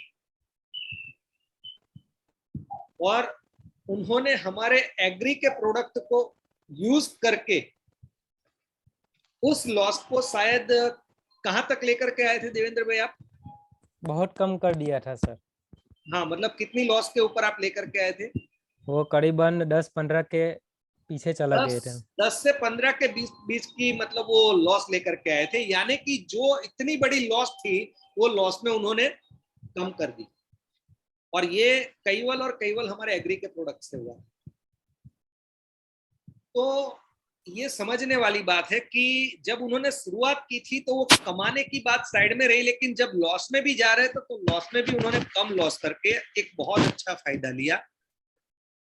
आज जब एक्वाजेल मतलब लॉन्च हुआ और सबसे पहली अगर मैं बात करूं तो एक्वाजेल का बेनिफिट भी उन्होंने ही लिया और सबसे पहला वीडियो उन्होंने भेजा था।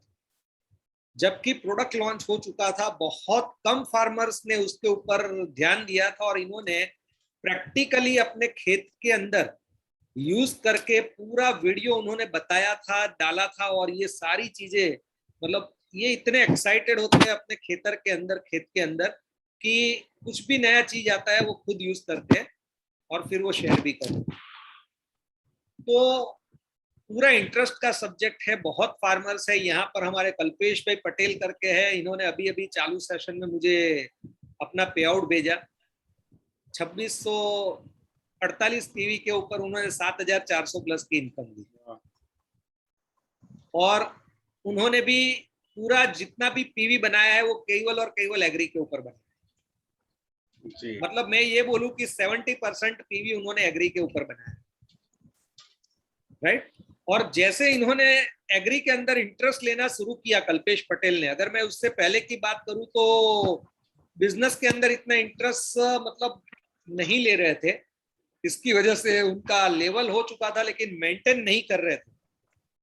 लेकिन जैसे इन्होंने एग्री प्रोडक्ट के अंदर इंटरेस्ट लेना शुरू किया, करीबन पिछले 3 महीने से अपना ग्रोथ को मेंटेन करते और 7500 के करीब चेक। और मैं आपको बता दूं कि टीम बोनस की जो वैल्यू थी वो 37 पैसे की जगह 48 पैसा हो गई, यानी कि टीम बिल्डिंग के बोनस के अंदर आपका पैसा बढ़ गया और आपका ब्रोंज डायरेक्टर का जो था वो ₹1.31 है, जो इनके पे आउट के अंदर मैंने चेक किया, अभी मेरे को उन्होंने भेजा। तो दोस्तों ये एक ऐसा फील्ड है क्योंकि यहाँ पर आप में से बहुत सारे एग्री के डिस्ट्रीब्यूटर है और एग्री के ऊपर आप लोग फोकस कर रहे हैं, काम कर रहे हैं, तो बिल्कुल आप एग्री के ऊपर काम करिए। 60 to 70% काम करके आप अपने इनकम को बढ़ा सकते हो। और प्रेजेंटेशन की अगर मैं बात करूं तो ये भी एक इंटरेस्ट का सब्जेक्ट है क्योंकि ये जो प्रेजेंटेशन भी इन्होंने हिंदी के अंदर कन्वर्ट की हुई है और ये खुद देवेंद्र भाई ने खुद बनाई है, खुद की है कन्वर्ट। बहुत ही शॉर्ट कम टाइम के अंदर इन्होंने की है और पहली बार आज उन्होंने प्रेजेंटेशन दिया है। और अगर मैं बात करूं कि पहली बारी में अगर आपने इतना अच्छा दिया है तो बहुत अच्छी बात है, क्योंकि मैंने बहुत सारे ऐसे फार्मर्स को देखे हैं जो एग्री के ऊपर काम तो कर लेते हैं, लेकिन जब भी हम बोलते हैं कि आज आपको प्रेजेंटेशन देना है तो वो लोग डर जाते हैं, वो लोग बैक हो जाते हैं। बहुत अच्छी नॉलेज होने के बावजूद भी वो लोग प्रेजेंटेशन नहीं दे पाते। और आपने ये हिम्मत की है और आपने आज प्रेजेंटेशन दिया, आपने बहुत अच्छी तरह से बताया कि एक फार्मर को अपनी जमीन का पीएच बैलेंस को भी टेस्ट करवाना चाहिए, जो हर गांव के अंदर फ्री में होता है। और ज्यादातर जो फार्मर्स होते हैं वो लोग पीएच बैलेंस करवाते ही नहीं है, राइट। आपने ये भी बहुत अच्छी तरह से बताया कि कौन सा प्रोडक्ट कैसे और कौन सी अवस्था में डालना है और कितना डालना है, ये भी एक चीज आपने अच्छी बताई। टेक्निकली बात जो थी कि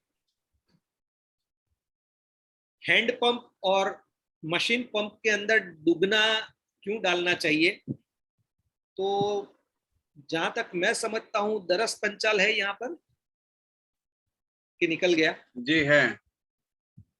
तो मेरे हिसाब से दरस पंचाल को शायद इसका आइडिया होना चाहिए। तो एक बार दरस को आप अनम्यूट करिए ना, क्योंकि ये पीपीटी दरस ने भी बहुत ही बेहतरीन ली थी एक पहले। यस दरस। Yes sir, good morning. Very good morning. आप कुछ बता सकते हैं टेक्निकली क्यों मतलब बैटरी वाले पंप के अंदर 2 गुना लेना चाहिए? इसमें ऐसा है सर कि हमारा जो 15 लीटर का जो हैंडल का पंप आता है, तो उसके अंदर हम मान लेते हैं कि एक 15 लीटर का जो हैंडल वाला पंप है वो 1 बीघा कवर करता है। एग्जाम्पल ले रहे हैं, ठीक है? मेरी आवाज आ रही है ना सर? हाँ, आ रही है। हाँ, ओके। तो मान लेते हैं कि एक पंप 15 लीटर का जो है हैंडल वाला वो 1 बीघा कवर करता है। तो अगर हम बैटरी वाला पंप यूज करते हैं तो वो 1.5 बीघा कवर करेगा। अब मान लेते हैं कि हमने एग्री 82 5 ml डाला है हैंडल वाले पंप में, ठीक है? अभी हमें उसे बैटरी वाले पंप में डालना है तो 10 ml करना पड़ेगा, क्योंकि 5 ml का रिजल्ट हमें 1 बीघा में लेना था और बैटरी वाला पंप में वही सेम अगर 5 ml डालेंगे तो वो 1.5 बीघा में जाएगा, तो उसका डोज कम जाएगा, इसलिए हमें डोज बढ़ाना पड़ेगा। मतलब हम ये समझ सकते हैं कि बैटरी वाले पंप के अंदर क्या होता है कि उसका प्रेशर ज्यादा होता है, जैसे वो ज्यादा एरिया कवर कर लेता है, और ज्यादा एरिया अगर कवर करता है और अगर हमारा डोज कम होता है तो फिर जो डोज मिलना चाहिए वो डोज नहीं मिल पाता है, कम हो जाता है। दुगना कर देते हैं तो वो पूरा ज्यादा एरिया कवर करता है तो वो स्प्रेड ज्यादा हो जाता है, तो उसकी वजह से जिसको जितना मिलना होता है उतना मिल जाता है। आप ये कहना चाहते हो? जी, आप वापस म्यूट हो गए।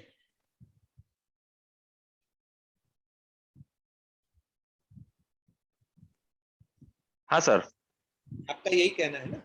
हाँ यही कहना है। और हैंडल वाला पंप है तो एग्री 82 का जो डोजेज है वो 5 ml है।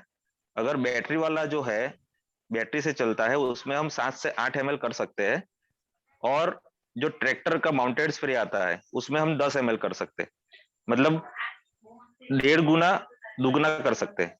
2 गुना। हाँ, ऐसे करना है। तो ये भी एक थोड़ा समझने वाली बात है, इसलिए शायद हो सकता है ये स्टैंडर्डाइज नहीं हो सकता है, बिल्कुल हम सहमत है, लेकिन ये चीज को भी हमें समझना है, प्रैक्टिकल चीज है। कई बार क्या होता है प्रैक्टिकल होता है। तो देवेंद्र भाई बहुत ही अच्छा प्रेजेंटेशन रहा, और मेहनत आप और ज्यादा करोगे तो ये कह सकते हैं कि एक आप अच्छे कंसल्टेंट भी बन सकते हो। बिल्कुल sir, thank you sir. Right, क्योंकि ये अपॉर्चुनिटी है, आप लोगों के लिए अपॉर्चुनिटी है। देखिए हम लोग की बात करें, हम लोग फार्मर नहीं है, हम कहीं पर भी खड़े रह जाते हैं ना, सामने वाला खेडूत का एक ही क्वेश्चन आता है कि आप खेडूत हो, आप फार्मर हो, और हमारा क्वेश्चन मतलब हमारा आंसर ये होता है कि हम फार्मर नहीं है, तो फिर उन लोगों के कान बंद हो जाते हैं। वो लोग बिल्कुल हमारे ऊपर बिलीव नहीं करते हैं, लेकिन आप एक फार्मर हो तो वो लोग हमसे, जैसे एक डॉक्टर दवाई देता है तो पेशेंट पूछता नहीं है, जो भी लाल नीली पीली हरी जो भी देता है वो खा लेता है, लेकिन अगर हम किसी को सप्लीमेंट देते हैं तो वो बहुत सारे क्वेश्चन, बहुत सारे डाउट्स, बहुत सारी क्वेरीज निकालते हैं। उसी तरह फार्मर भी, अगर हम फार्मर नहीं है तो बहुत सारी क्वेरीज निकालते हैं, बहुत सारे क्वेश्चंस करते हैं, लेकिन आप लोग फार्मर हो तो आप लोग एक एज अ कंसल्टेंट काम कर सकते हो, और आप अपनी नॉलेज को जितनी एनहांस कर सकते हो करिए, और जितना बड़ा फायदा ले सकते हो उतना लीजिए, क्योंकि आपको इसी चीज का फायदा उठाना है। जैसे डॉक्टर एक डिग्री का फायदा उठाते हैं, वैसे आप फार्मर को अपना एक फार्मर होने का फायदा उठाना है। बिल्कुल सर। राइट, सो बहुत ही बढ़िया ओवरऑल प्रेजेंटेशन रहा, आपने बहुत अच्छे तरीके से बताया, और जितने भी अब तक एग्री के सेशन हुए अच्छे ही हुए, और आगे भी अच्छे होते रहेंगे। So thank you so very much. Over to Ashwin. Yes, thank you Hiren भाई। और मैं नीलेश के सेशन में रह नहीं पाया, क्योंकि उस दिन सडनली मेरे फैमिली के अंदर परिवार के ही लोग घर पे आ गए और खाना बाना सब घर पे रह गया, तो पूरा उसके अंदर हम लोग एंगेज हो गए, और उस दिन कुकिंग मुझे ही करना था तो मैं उसके अंदर एंगेज हो गया, तो मैं रह नहीं पाया था नीलेश के सेशन में। हाँ, वो मैंने देखा था। तो मैं एक चीज और बोलना चाह रहा था कि हमारे बीच में भी 2 लोग का मेरे को कमेंट और लेना पड़ेगा, क्योंकि 2 लोग मुझे दिखाई दिए हैं जो कि एग्रीकल्चर से रिलेटेड हैं। तो ये एक्चुअली सेशन एग्रीकल्चर का है, तो इसलिए उनके भी मैं कमेंट्स जरूर ले रहा हूँ। और एक है हमारे बीच में संगीता शर्मा जी, जिनके सेशंस हमने करवा चुके हैं कई बार अपने रॉयल एबीपी में, पीवी पे। तो आज के सेशन में संगीता जी आप क्या बोलना चाहेंगे? Morning sir. मॉर्निंग। आज जो चौहान सर ने बताया जमीन के बारे में, पीएच लेवल के बारे में, बहुत ही अच्छा बताया। और जो किसान भाई जो फाइनेंशियल प्रॉब्लम ज्यादा होने की वजह से वो लोग जो एग्रो वाला के पास से जो प्रोडक्ट्स लेते हैं और वो यूज करते हैं, उससे उन्हें फायदा तो नहीं होता, नुकसान ही ज्यादा होता, और वो समझ ही नहीं पाते हैं कि हम कितना खेती पे खर्चा करते हैं तो उससे उन्हें फायदा नहीं होता है, और वो फिर फाइनेंशियल प्रॉब्लम में चले जाते हैं। इस वजह से वो आगे नहीं बढ़ पाते हैं। तो सर ने ये भी बहुत अच्छा बताया, और कैसे यूज करना है हमें ये सब प्रोडक्ट्स, उसके बारे में भी बहुत अच्छी नॉलेज दी, और बहुत ही अच्छे से उन्होंने अपना जो स्टेशन था बहुत ही अच्छे से उन्होंने बताया। Thank you so much sir ji. Thank you ma'am. Thank you Sangeeta ji. और लास्ट में कल्पेश भाई पटेल, मैंने आपको एक बार अनम्यूट भी किया था, एक बार आपके शब्द भी हमें लेने हैं, सुनने हैं। तो हिरेन भाई ने बोला कि आप एग्रीकल्चर से रिलेटेड हो। Thank you sir. आज जो देवेंद्र सर ने जो ट्रेनिंग दिया बहुत बढ़िया ट्रेनिंग रहा। एक्चुअल मैं क्या कहना चाहता हूँ, जो प्रेशर वाले जो पंप की बात कर रहे हैं, actual 20 ml Agri 82 Agri Humic डालते हैं तो रिजल्ट अच्छा ही मिलेगा। कोई डोज बढ़ाने की जरूरत नहीं है, क्योंकि मैंने भी जितने भी रिजल्ट लिए हैं उसमें 20 ml का ही डोज यूज किया है। 20 ml Agri 82, 20 ml humic liquid, और इतना अच्छा रिजल्ट मिला है कि भी एक भिंडी का फार्मर है, उसने लगभग 60 बोले तो 60 क्या बोले एकड़ 50 ml 60 वाड़ा बोलते हैं, क्या बोले 60 बार वो लोग निकालते हैं वाड़ी भिंडी। बोलते। लेकिन क्या है कि उसने 100 बार निकाला है। ज्यादातर और ऐसा रहता है कि भिंडी की फसल में 80 बार भिंडी तोड़ा जाती है, उसका रोटेट आता है, एक बार तोड़ी, दो हाँ। 3 बार तोड़ी। वो बोल लगभग रहे हैं कि 100 60 बार। राउंड निकाला है, 100 राउंड निकाला है। उसकी बजाय बहुत ही बढ़िया। कितनी बार फसलें काटी? 100 राउंड क्रॉप 100 बार इन लोगों ने लिया मतलब। लिया। हाँ। ओके।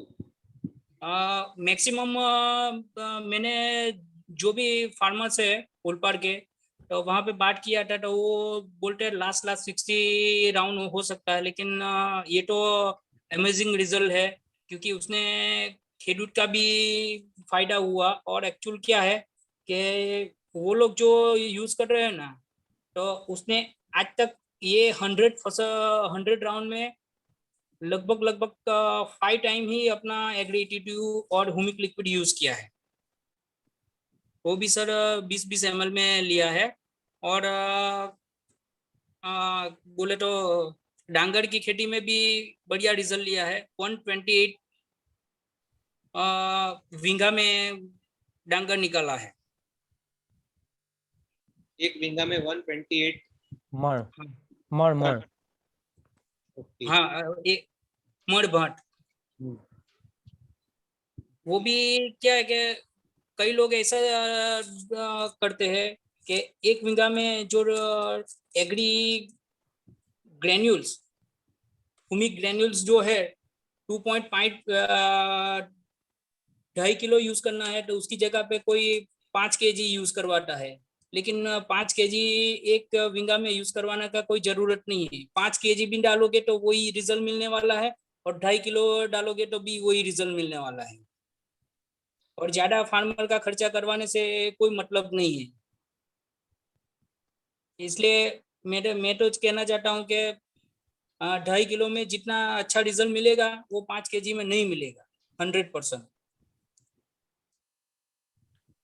उस पोजीशन में क्या होता है कि किस जगह की किस प्रकार की मिट्टी है, उसके हिसाब से हम यूज करवा सकते हैं। ज्यादा डैमेज होगी, ज्यादा खाल वाली मिट्टी होगी, यानी कि ओलपाड़, आप मेरे साइड के ही हो, तो ओलपाड़ की मिट्टी हमारे से अच्छी है। मैं हासोट में रहता हूँ, हासोट से बिलोंग करता हूँ, तो हमारी पूरी खार पाट वाली जमीन है। तो मैंने बींगे में 2 बैग का यूज किया हुआ है हुमिक ग्रेन्यूल का। और मेरे गन्ने में आपको बताऊं तो मैंने सिर्फ दो बैग यूरिया और 2 बैग सिंगल सुपर आता है वही यूज किया है। और मेरा गन्ना दिसंबर मंथ का है और मेरे काका का गन्ना अभी आपको बोलूं तो अक्टूबर मंथ का है। फिर भी मेरा गन्ना बड़ा है और ग्रोथ में बहुत ही बढ़िया है। बहुत ही कम खर्चे में मैंने ना डीएपी डाला, ना फोर्स, ना एमओपी, कुछ भी नहीं डाला, पर मैंने हुमिक का 2 बैग डाला है। तो जमीन के हिसाब से हमें डिसीजन लेना पड़ेगा, क्योंकि खेती में वही है, कुछ स्पेसिफिक हम नहीं कह सकते। नहीं, वो तो बात सही है, लेकिन क्या है कि मैं जहाँ पे भी मैंने डलवाया ना, मैंने इतना रिजल्ट लिया है कि लगभग मैं हिरन सर को शेयर भी किया है। और एक आप जो हासोद गांव के हैं, तो हासोद गांव में मेरा भी की जमीन है, नितिन भाई भट्ट चलाते हैं, उसमें 35 टन शेरडी भी निकाला है हासोद कलम गांव में। कलम गांव में, हाँ, नितिन भट्ट, ओके। वो भी हमारा प्रोडक्ट यूज कर रहा है, उसने 35 टन लिया है। बहुत और बढ़िया। ठंडी में एक खेडूत ने लाम शेरडी में 28 to 29 लिया है रिजल्ट। वो कौन से गांव में? आंधी ओलपाड आंधी। ओके। और उसने जो पर्वत की बात कर रहा हूँ ना, जो आपने पर्वत की बात की, खाली 20 ml में लास्ट मंथ में उसने 18 गुणी पर्वत निकाला था, लगभग 60 मन के ऊपर निकाला था 1 बीघा में। बहुत बढ़िया। थोड़ी बिजनेस की भी बात करें तो कल्पेश भाई ने कुछ ऐसी एक जगह हायर की है जहां पर 3900 पीवी वहां से आने वाला एग्री के ऊपर, केवल एक जगह। Very good. 3900 पीवी, मतलब ये मतलब कितना डेडिकेशन है, कितना वो, मतलब देखो आपके ऊपर है। एक डॉक्टर कहते हैं ना, क्लिनिक में बैठ के मक्खी भी मारते हैं और दूसरा के यहाँ पर लाइनें लगी हुई होती है, 500 रुपए की 1000 रुपए की फाइल बनी रहती है और लोग एक 1.5 घंटा वेटिंग में रहते हैं। तो वो दोनों डॉक्टर ही है, लेकिन ये फर्क है। तो आप लोग जितने भी एग्री के अंदर काम करने वाले लोग हैं ना, वो लोग, आप लोग अपने आप को इतने एनहांस कर लो, इतना नॉलेज को एनहांस कर लीजिए और आप अपने आप को इतना बेहतरीन कंसल्टेंट बना लीजिए कि आपके यहाँ पर बिल्कुल वो बड़े डॉक्टर जैसी लाइन लगे और आप चाहो उतने पीवी एग्री के अंदर से निकाल सकते हो, राइट? क्योंकि अल्टीमेटली पे आउट आपका पीवी के ऊपर बनने वाला है। बिल्कुल, right. Okay, so over to Ashwini ji. जी, तो बहुत अच्छा रहा। आज आपस में एक दूसरे से बात भी करना पड़ा। इत्तेफाक से हमारे पास अभी एग्री के जानने वाले जो है काफी लोग हैं, जो आपस में भी हमने देखा कि कहीं ना कहीं, देखिए, हमें सलूशन तो मिल गया हर चीज का, कि कोई भी रीजन अगर डबल कर रहे हैं तो क्या रीजन है, क्योंकि वो एरिया बढ़ा देता है, तो इसकी वजह से उसकी कंसिस्टेंसी थोड़ी सी कम हो जाती है, इसलिए हमें ज्यादा उसकी क्वांटिटी की जरूरत पड़ती है। ये भी है। बाकी कल्पेश भाई ने भी काफी अपने अच्छे एक्सपीरियंस शेयर किए। तो इस तरीके से थोड़े समय में एग्री के सेशंस हम लोग करते रहेंगे, जिससे कि एग्री में और लोग भी थोड़ा बहुत जो आज भी सोच रहे हैं, और मैं दर्शक जी से कहूंगा कि एक आप अपना सेशन जरूर रेडी करिए, आइदर एग्री का करें या दूसरा करें, आप दूसरे प्रोडक्ट में भी काफी माहिर हैं। तो आपका सेशन अपने आप से आप मुझे बताइएगा कब करना चाहते हैं टॉपिक के साथ, तो आपका मैं रखूंगा। फिलहाल अभी आने वाले सैटरडे को, यानी कि 14 अगस्त, 15 अगस्त से एक दिन पहले, मिसेस सीमा अग्रवाल, ब्रोंज डायरेक्टर, हमारे बीच आएंगी और वो प्रेजेंट करेंगी रॉयल एबीपीवी में, और उनका टॉपिक है मन के हारे हार है और मन के जीते जीत। तो फ्रेंड्स, 8:45 पे आपको पता है, आपको आना है इस सेशन में। 9 o'clock हम उसे बिल्कुल रेडी करेंगे और एक दूसरे को सीखना है, सिखाना है। इसी आशा के साथ, विश यू वेल्थ।